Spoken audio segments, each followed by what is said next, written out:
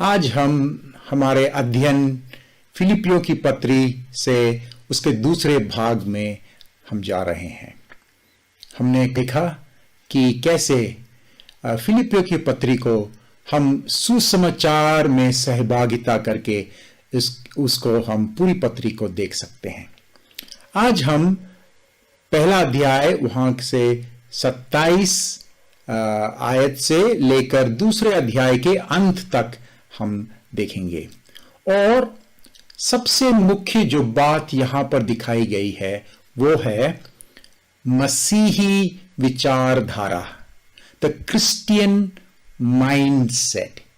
मसीही विचारधारा या हम मसीह होने के नाते हमको कैसे सोचना है, हमारे सोचने के ढंग क्या है, उसके आकार और प्रकार क्या है। सबसे पहले पौलुस जो अपने लोगों को प्रोत्साहन देता है वो 3 बातों पर प्रोत्साहन देता है: एकता पर, विनम्रता पर और पवित्रता पर। एकता, विनम्रता और पवित्रता। उनसे कहता है कि सुसमाचार के योग्य चाल चलो। उनसे कहता है कि तुम एक ही आत्मा में स्थिर रहो।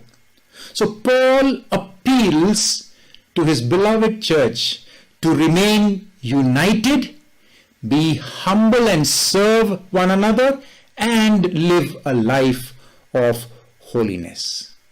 तो हम जब पहले अध्याय उसके 27 से दूसरे अध्याय उसके 4 तक जब हम देखते हैं, उनसे वो क्या प्रोत्साहन देता है? वो कहता है तुम एकता में दृढ़ रहो। और वहां जब हम वो आयतें को पढ़ते हैं तो हम ये देखते हैं कि मसीही विश्वासी त्रिएक परमेश्वर में है। और आप देखेंगे त्रिएक परमेश्वर के काम वहां पर। Since we are in the triune God, और since they are in the triune God, they must strive together for the sake of the gospel. हमें याद रखना है, हमको सुसमाचार के खातिर हमको एकता बनाए रखना है। किस लिए? ये नहीं कि हम एक दूसरे से हर बात में सहमत होंगे, परंतु सुसमाचार के लिए और हमारे त्रिएक परमेश्वर में हमारा होने के कारण हमको एकता में रहना है। फिर 1 के 29 और 30 में वो क्या कहता है? वो कहता है मसीह विश्वासी को मसीह के लिए दुख उठाने का विशेष अधिकार या अवसर या सौभाग्य प्रदान किया गया है। God has given to his people the privilege of sharing in the sufferings with Christ or sharing in the sufferings for Christ. हमें यह जानने की बहुत जरूरत है। कई बार जब हम मसीह में आते हैं या मसीह के पीछे चलते हैं तो हम सोचते हैं हमारे पूरे तकलीफ चले जाएंगे, हमारी पूरी सब हमारे जो प्रॉब्लम्स है सब चले जाएंगे।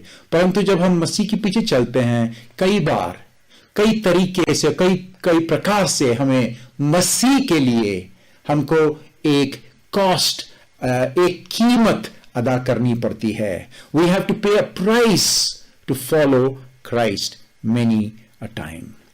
तो वहां कहता है दूसरे अध्याय में, मसीह में और आत्मा की सहभागिता में एक ही प्रेम, एक ही चित्त और एक ही मनसा रखो। दूसरे अध्याय के दूसरे आयत में कहता है, he says be united in Christ, sharing in the spirit, in the common love and be like minded। तो उनको फिर से याद दिलाता है, क्योंकि हम सब एक ही आत्मा में हैं, हम एक ही मसीह में हैं, एक ही त्रिएक परमेश्वर में हैं, इसलिए हमको एक ही मन से काम करना है। मसीह का मन या मसीह का स्वभाव क्या है?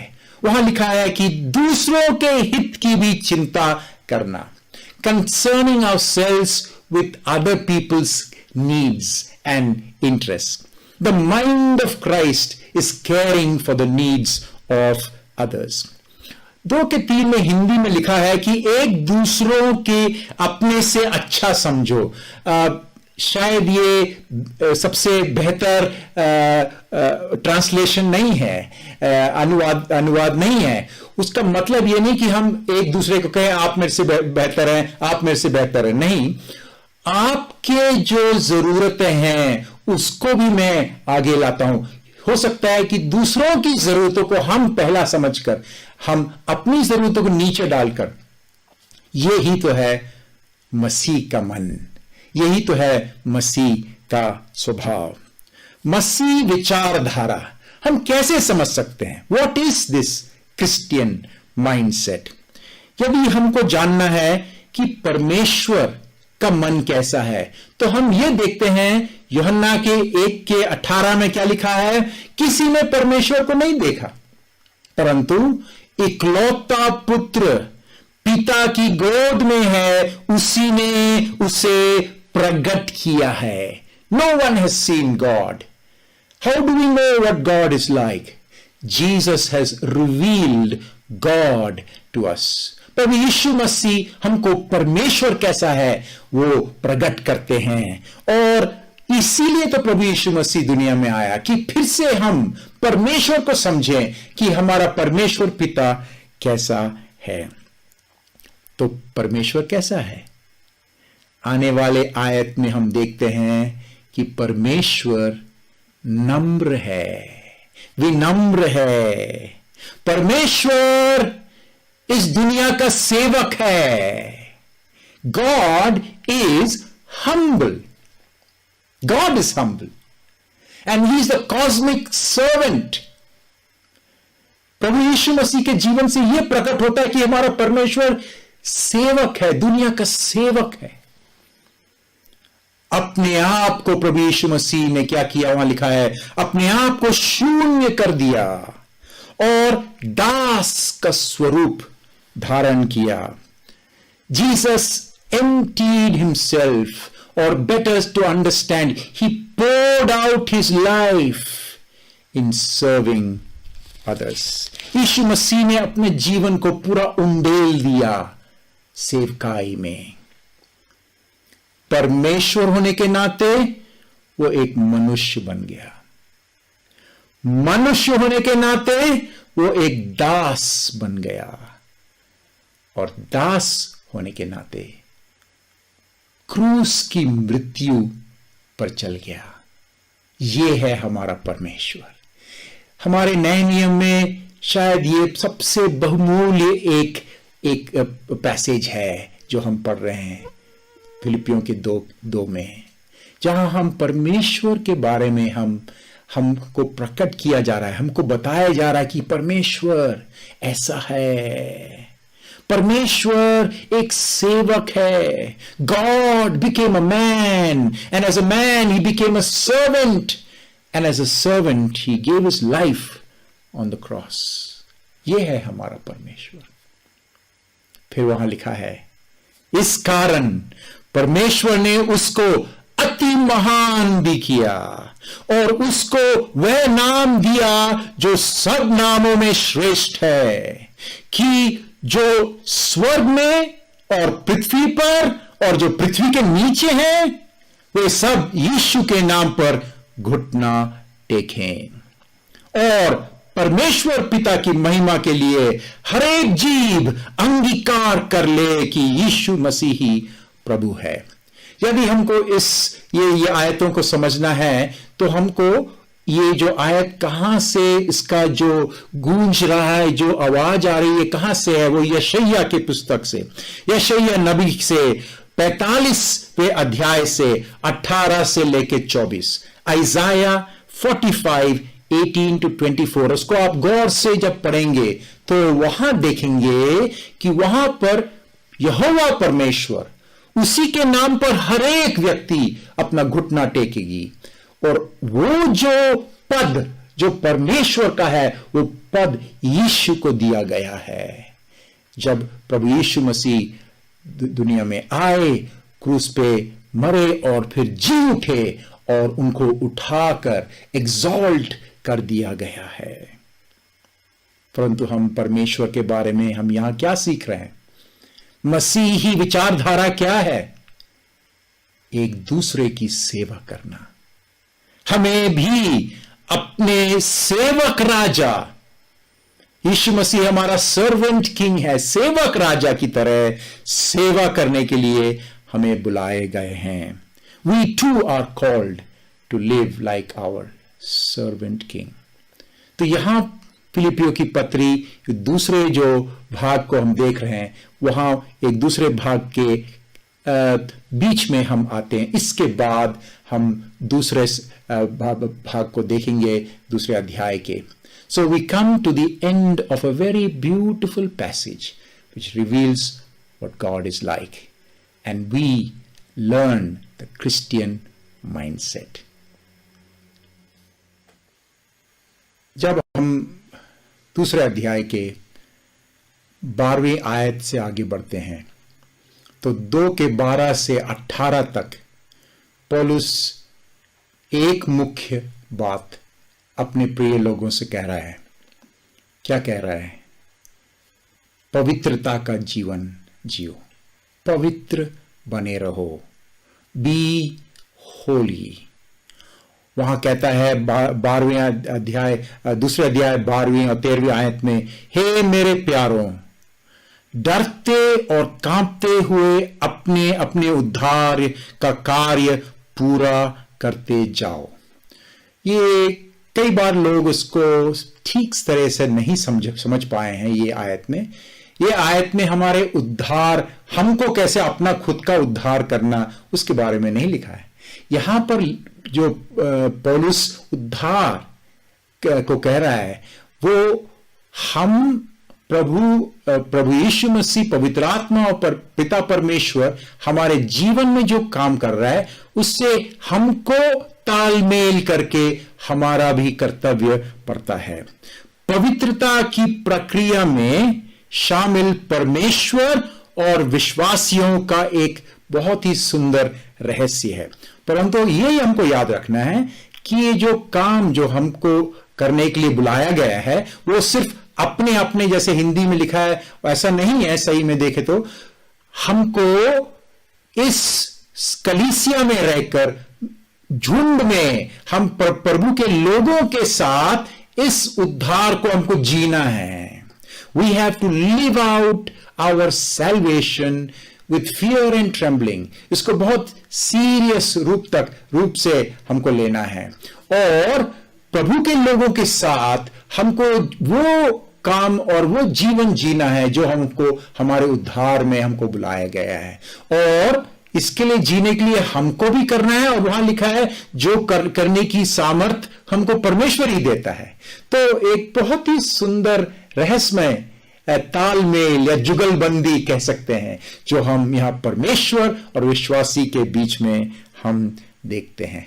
और वो फिर कहता है कि जीवन का वचन लिए हुए जगत में जलते दीपों की नाई रहो। Be like a shining light in a dark world, in a wicked and crooked generation. और यहां पर जब पौलुस ये बातें कहता है, तो यदि आपको पुराने नियम के कुछ आयतों को यदि आपको मालूम रहेगा, तो आप देखेंगे वो पुराने नियम से पवित्र शास्त्र की कुछ गूंज यहां भी आ रहे। There are echoes of scriptural passages in this passage. पौलुस नहीं कहता कि हाँ पवित्र शास्त्र में ऐसा लिखा है, परंतु जब मैं जो अभी आपको आयत देने वाला हूं वो देखेंगे, तो इस पैसेज में आप देखेंगे कि इसकी कई गूंज यहां पर पहुंच गई है। सबसे पहले व्यवस्था विवरण में 32 के 5 में, ड्यूट्रोनॉमी 32 वर्स 5, वहां पर प्रभु के लोगों को कहा गया है, वो यहां पर अलग से कुछ पौलुस कहता है। फिर दानियल के पुस्तक में 12:3 में वहां लिखा है कि तुम कैसे जैसे कि जगत में जलती दीपों के जैसे, तारों के जैसे। फिर यशायाह 65 उसके 23 में जो हम पढ़ते हैं, पौलुस कहता है कि मैं भी अपना काम पूरा बेकार व्यर्थ ना हो। तो कई चीजों में जब पौलुस बात करता है तो उसके मन में उसका पवित्र शास्त्र या उसका बाइबल, पौलुस की बाइबल हम जिसको पुराने नियम कहते हैं, the Lord is asking, Paul is asking the people to shine like stars in a dark world and hold out the word of life to God's people and to everybody. And so observe these beautiful echoes of scripture in this passage. पौलुस क्या चाहता है? पौलुस चाहता है कि उसकी प्रिय कलीसिया शुद्ध और निष्कलंक हो, कि एक दिन वो मसीह के दिन पर उन पर गर्व कर सकता है। Paul wants his beloved church to be pure and blameless so that one day he can boast on the day of Christ about them. तो पौलुस उनको इस पवित्रता की ओर खींचता है। उसके बाद वो बहुत ही अच्छी बात कहता है। पौलुस अपने जीवन के बारे में कहता है और वहां कहता है कि मेरा जीवन तुम्हारे बलिदान, तुम्हारे विश्वास का जो जीवन है वो एक बलिदान के है जैसा है, और इन दोनों एक बहुत ही सुंदर साझेदारी का एक सुंदर छवि है। उसको मैं थोड़ा समझाता हूं। पुराने नियम में कई बार जब प्रभु के लोग बलि चलाने आते थे, ऑफरिंग देने आते थे, तो उनका बर्न्ड ऑफरिंग होता था या होम बलि या मेल बलि हम कह सकते हैं। कई बार उसके साथ कुछ और चीज को भी मिलाकर वो बलि चढ़ाते थे, जैसे कि दाख मधु हो या एक प्रकार का तेल हो या कुछ और तरह का लिक्विड हो। तो उन दोनों का तालमेल करके कई बार ये बलिदान होता था। गिनती की पुस्तक 15:5 में यदि आप देखें तो आप देखेंगे बर्न्ट ऑफरिंग के साथ एक ड्रिंक ऑफरिंग, दोनों मिलाकर कई बार बलि चढ़ाते थे। पौलुस क्या कह रहा है कि मेरा जीवन तुम्हारा जो बलिदान है वो मेन ऑफरिंग है, बर्न्ट ऑफरिंग है, और उसके ऊपर से मैं अपना जीवन भी एक ड्रिंक ऑफरिंग जैसे मैं भी चढ़ा रहा हूं। हिंदी बाइबल में जो लिखा है वहां पर कि मैं अपना खून बहा रहा हूं या अपने जीवन को दे रहा हूं, सबसे बेहतर तो नहीं, परंतु मेरी जो सेवकाई है वो ड्रिंक ऑफरिंग के जैसा है। Paul's life is a drink offering poured out along with the sacrifice of the Philippians. What a beautiful picture of partnership. जरा सोचिए, सहभागिता का कितना अच्छा एक चित्र है। पौलुस का जीवन एक बलि जैसा है और उनका जीवन विश्वास एक बलि जैसा, दोनों को मिलाकर वो परमेश्वर के सामने एक सुगंधित बलि प्रभु को दे रहे हैं। उसके बाद से 19 से लेके अंत तक 30 तक पौलुस 2 व्यक्तियों के बारे में कह रहा है कि यदि विनम्रता और पवित्रता का यदि आपको 2 उदाहरण और भी चाहिए, प्रभु यीशु मसीह का उदाहरण तो हो गया, पौलुस का भी उदाहरण बीच में आ गया। अब 2 और लोगों का उदाहरण हमको मिल रहा है। हमको मॉडल्स की जरूरत है हमारे जीवन में।